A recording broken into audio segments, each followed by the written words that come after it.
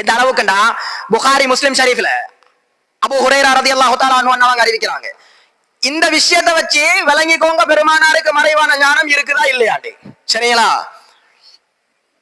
இஷா தொழுவிச்சாங்க, பின்னால மக்மூம்கள் தொழுறாங்க, முன்னுக்குள்ள இமாமுக்கு பின்னால உள்ள மக்மூம்கள் செய்யக்கூடிய ருக்கு சுஜூத் விளங்குதா?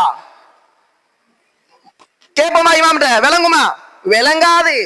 முன்னால உள்ள இமாம் என்ன செய்யறாரு? அவருக்கு முன்னால உள்ள கிபிலாவை பாக்குறாரு, அவ்வளவு அவரால் பார்க்கலும். பின்னால திரும்பி பார்த்தா தான் பின்னால உள்ளவங்க என்ன செய்யறாங்கன்றது கூட விளங்கும். ஆனா பெருமானார் அப்படி கிடையாது. ஸல்லல்லாஹு அலைஹி வஸல்லம் கேக்குறாங்க, ஹல் தரவுன கிப்லதி ஹாஹுனா, நான் முன்னால தக்பீர் கட்டி இருக்கிறேன், அதனால நீங்க நினைச்சுக்கிட்டீங்களா என்ன எனக்கு முன்னால உள்ளது மட்டும்தான் தெரிவதுன்ட்டு? இல்லைங்களா? நாங்க எங்களை வச்சு பார்த்தோம்டா, நாங்க தக்பீரை கட்டி நான் முன்னுக்குள்ளது மட்டும்தான் தெரிய வரும், முன்னுக்குள்ளது மட்டும்தான் எங்கட கண்களுக்கு விளங்கும், பின்னால உள்ள ஒன்றுமே விளங்காது, ஏன் சைடால கூட இருக்கிறது விளங்காது. ஆனா ரசூல் ஸல்லல்லாஹு அலைஹி வஸல்லம் அப்படி கிடையாது. ஸல்லல்லாஹு அலைஹி வஸல்லம் கேக்குறாங்க, நான் தக்பீரை கட்டி முன்னால தொழுவிச்சுக்கிட்டு இருந்தா பின்னால நீங்க ஈக்கிறீங்களே, அப்ப பின்னால நீங்க ஈக்கிறது எனக்கு விளங்குது இல்ல, நான் கிபிலாவை மட்டும்தான் பார்த்துக்கிட்டு ஈக்கிறீங்கன்னு நீங்க நினைக்கிறீங்களா? அப்படிலாம் நினைக்க கூடாது. வல்லாஹி, அல்லாஹ் மீது சத்தியமாக, பெருமானார் அல்லாஹ் மீது சத்தியம் செஞ்சு சொல்றாங்க. என்ன சொல்றாங்க? மா யக்ஃபா அலைய ருகூஉகும், நீங்க செய்யக்கூடிய ருகூஓ எனக்கு மறைவானதல்லன்றாங்க.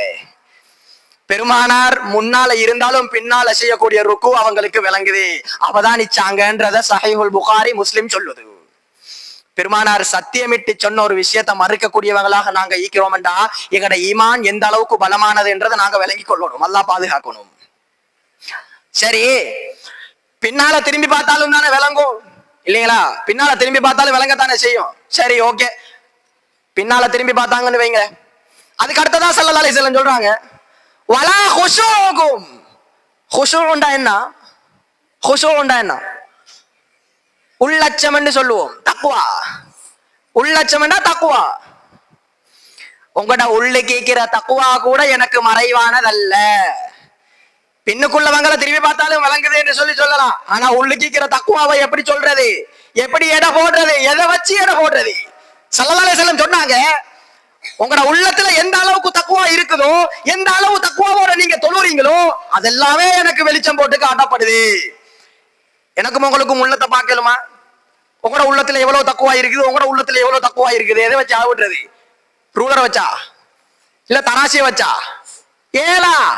ஆனா ஸல்லல்லாஹு அலைஹி வஸல்லம் சொன்னாங்க, நீங்க உள்ளத்துல இருக்கிற உங்களோட உள்ளத்துல என்ன இருக்குதோ அதெல்லாம் எனக்கு மறைவானதல்லன்றாங்க. கண்ணியமானவர்களே, ஸல்லல்லாஹு அலைஹி வஸல்லம் மறைவான விஷயங்கள் அறிவாங்களா மாட்டாங்களான்றதை நீங்களும் நானும் இந்த விஷயத்தை வச்சு விளங்கிக் கொள்ளணும். அடுத்ததாக சொல்றாங்க, வ இன்னீ லஅராகும் வராஅ ظஹரி என்றாங்க. ஏன்னா முதுகுக்கு பின்னால என்ன நடக்குதோ எல்லாத்தையுமே அல்லாஹ் எனக்கு வெளிச்சம் போட்டு காட்டுறான். யாரு சொல்றாங்க? ஸல்லல்லாஹு அலைஹி வஸல்லம் சொல்றாங்க. பெருமானார்ல பின்னால என்ன நடக்குதுன்றத அல்லாஹ் வெளிச்சம் போட்டு காட்டுறான்டா, அல்லாஹு தஆலா மறைவான விஷயத்தை வெளிப்படுத்துறான். அந்த விஷயம் மறைவாக யாருக்கு இருக்குதுன்னா எங்களுக்கு இருக்குது, சஹாபாக்களுக்கு இருந்தது. இதனாலதான் மறைவான ஞானம், மறைவான அறிவுன்னு சொல்லப்படுது.